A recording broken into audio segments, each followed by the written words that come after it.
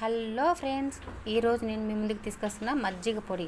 కావాల్సినవి ఒక half cup జీలకర్ర, హాఫ్ కప్పు ధనియాలు, 2 టేబుల్ స్పూన్లు మిరియాలు, ఒక కప్పు కరివేపాకు, 1 టేబుల్ స్పూన్ నల్ల జీలకర్ర, 1 టేబుల్ స్పూన్ వాము అండి.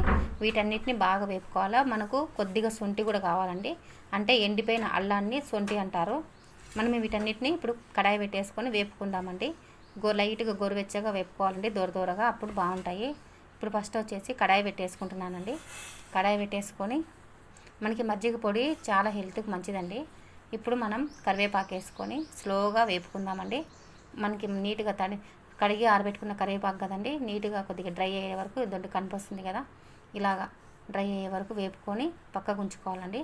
కరివేపాకు మజ్జిగకి మన హెల్త్కి కలుపుకొని తాగితే చాలా మంచిదండి, అందుకోసమని.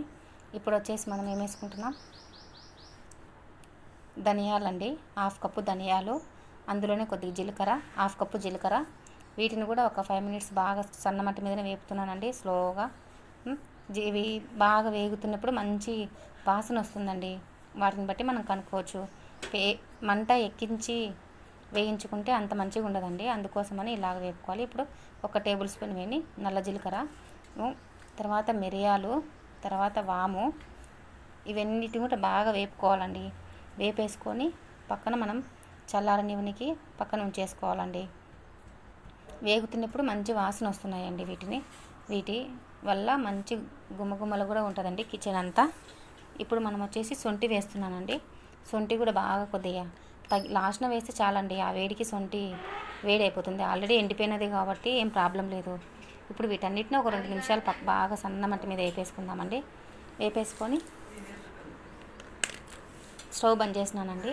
ఇప్పుడు చల్లగా కావడానికి చాటలు వేసినానండి. కరివేపాకు, మనం వేయించుకున్న ఐటమ్స్ మొత్తము ఇలాగ నీట్గా చల్లగా అయ్యే వరకు పెట్టుకోవాలండి. ఇప్పుడు చల్లగా అయిపోయే వరకు పెట్టుకొని వీటన్నిటిని బాగా మిక్సీ వేసుకోవాలండి. బాగా మెత్తగా మిక్సీ వేసుకోవాలి. మెత్తగా మిక్సీకి వేసుకుంటే మనం మజ్జిగలు వేసుకోవాలనే పొడి బాగుంటుందండి. ఇలాగ మిక్సీలో వేసుకొని నీట్గా ఇలాగ మెత్తగా పొడి చేసుకోవాలండి. పొడి చేసేసుకొని చూడండి ఎంత సాఫ్ట్ వచ్చిందో. జల్లెడ పట్టాలని అదంతా ఏం అవసరం లేదండి, నీట్గా వస్తుందండి. నీట్గా వస్తుంది, చూడండి ఎంత బాగుందో. మనం ఒక గాజు సీసాలు వేసుకునైనా పెట్టుకోవచ్చండి. చల్లగా అయినాకనే వేసుకోవాలి. చూడండి ఎంత బాగా వచ్చిందో. నేను వేసుకుంటున్న కొలతలతో మినిమం ఎంత లేదన్నా డైలీ 2 మెంబర్స్ తాగినా నెలన్నర వరకు వస్తుందండి. అంటే చూడండి కొద్దిగా అంతమైన వేసుకోవాలి. 1 గ్లాస్ మజ్జిగకి అంతమైన వేసుకోవాలి.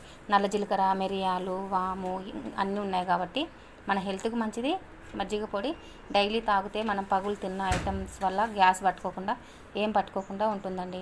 మా ఇంట్లో వాళ్ళు డైలీ మజ్జిగ తాగుతారండి, అందుకోసమని డైలీ మా ఇంట్లో మజ్జిగ ఉండాల్సిందే. మజ్జిగ పొడి కంపల్సరీగా కావాల్సిందేనండి. ఇప్పుడు మేము ఎదురుగానే మజ్జిగ చేస్తున్నానండి. పొడి ఆడిచిన మిక్సీలోనే పెరిగి వేస్తున్నానండి 1 గరిటె.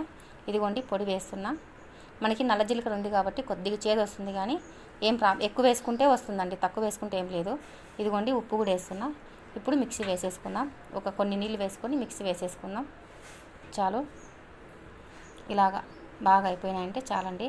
మీ పిల్లలు కానీ ఎవరైనా కానీ కడుపు నొప్పి అది ఇదని ఏమన్నా ఉన్నాయి, ఈ మజ్జిగ చేసి ఇచ్చిన పిల్లలకు రోజుకు 1 గ్లాసు, వాళ్ళు ఆరోగ్యంగా ఉంటారండి. చాలా బాగుంటుందండి. ఇలాగా మరీ చిక్కగా లేదు, మరీ పతలాగా లేదు, ఇలాగ చేసుకోవాలండి. ఎంతో టేస్టీకర. చూడండి మజ్జిగ ఎంత బాగున్నాయో. ఇలా మనం డైలీ ఇంట్లో 1 గ్లాస్ మజ్జిగ తాగితే చాలా మంచిదండి. పొడి మాత్రం కంపల్సరీగా మనం మూత నిండే గాజు బౌల్లో కానీ గాజు సీసాలో కానీ